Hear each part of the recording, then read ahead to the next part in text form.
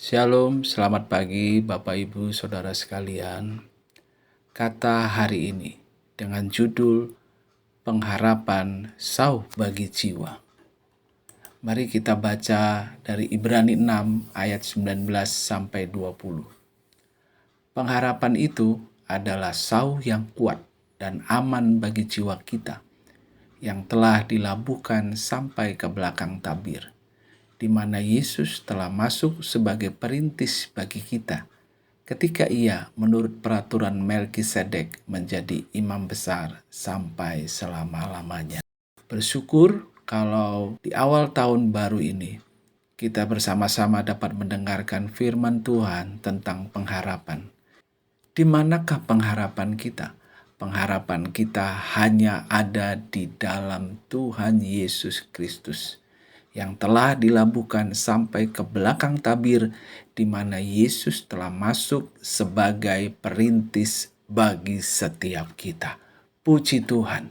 Bapak Ibu Saudara, kesengsaraan sesungguhnya adalah kekuatan bagi iman setiap kita. Kita percaya bahwa dalam kesengsaraan itu menimbulkan ketekunan. Kesengsaraan itu menimbulkan tahan uji. Mari coba kita baca dari Roma 5 ayat 1 sampai 5. Sebab itu kita yang dibenarkan karena iman, kita hidup dalam damai sejahtera dengan Allah karena Tuhan kita Yesus Kristus. Oleh Dia kita telah beroleh jalan masuk oleh iman kepada kasih karunia. Di dalam kasih karunia ini kita berdiri dan kita bermegah dalam pengharapan akan menerima kemuliaan Allah. Dan bukan hanya itu saja, kita malah bermegah juga dalam kesengsaraan kita, karena kita tahu bahwa kesengsaraan itu menimbulkan ketekunan, dan ketekunan menimbulkan tahan uji, dan tahan uji menimbulkan pengharapan. Dan pengharapan tidak mengecewakan karena kasih Allah telah dicurahkan di dalam hati kita oleh Roh Kudus yang telah dikaruniakan kepada kita. Menegaskan kembali bahwa pengharapan kita di dalam Yesus tidak pernah mengecewakan.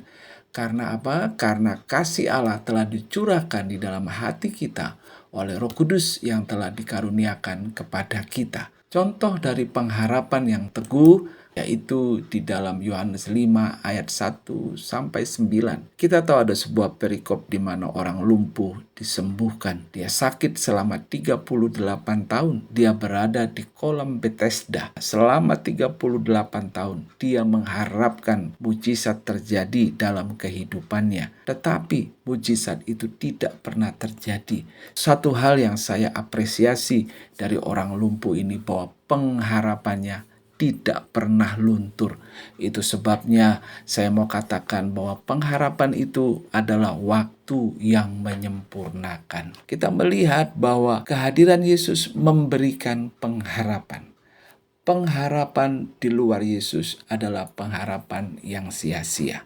Kita melihat contoh tadi yang sudah kita baca dari Yohanes 5, bahwa usaha manusia selalu gagal. Usaha dari orang lumpuh ini selama 38 tahun selalu gagal. Ketika Yesus datang bertanya kepada dia, "Maukah engkau sembuh?" Jawabannya adalah dia berharap kepada manusia bahwa selama ini dia berusaha tetapi tidak ada yang menolong dia.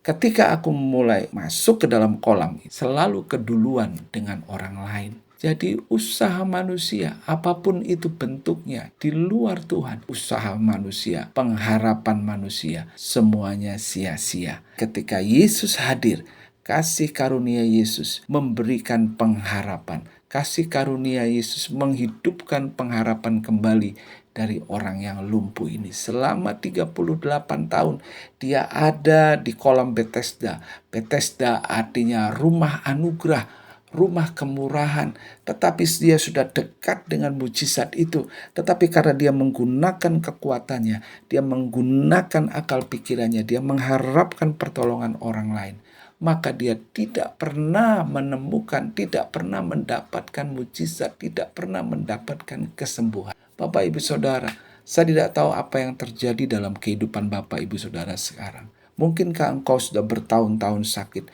Mungkinkah engkau sudah bertahun-tahun dalam masalahmu? Hari ini ketika kita memasuki tahun 2024, mari serahkan segala kekhawatiran kita kepada Tuhan. Karena usaha kita untuk melakukannya, untuk menyelesaikannya, tidak akan pernah bisa. Tetapi karena kasih karunia Yesus, karena Yesus datang, kehadiran Yesus memberikan pengharapan. Dan orang ini akhirnya sembuh. Orang ini akhirnya dia mengalami mujizat Allah. Dia saat itu juga berjalan dan nama Tuhan dipermuliakan. Bapak, Ibu, Saudara, biarlah renungan yang singkat pada pagi hari ini memberikan pengharapan yang baru untuk setiap kita menjalani kehidupan di tahun 2024. Tetaplah berharap kepada Tuhan, tetaplah percaya bahwa Tuhan tidak pernah gagal dalam kehidupan kita. Lalu bagaimana kesemuanya itu kita jalani? Mari Bapak, Ibu, Saudara, manfaatkan anugerah Allah berkat pengorbanan Yesus di atas kayu salib. Karena pengorbanannya di atas kayu salib, maka masalah terbesar dalam kehidupan kita, yaitu dosa-dosa, sudah Tuhan selesaikan di atas kayu salib. Ketakutan terbesar dari setiap kita manusia, yaitu maut, sudah dikalahkan Yesus di atas kayu salib. Mari tetap hidup dalam iman, dalam pengharapan dan kasih. Percayalah bahwa Yesus akan membuat segala sesuatu indah. Dia akan membuat menjadi sempurna pada waktunya. Soli Deo Gloria.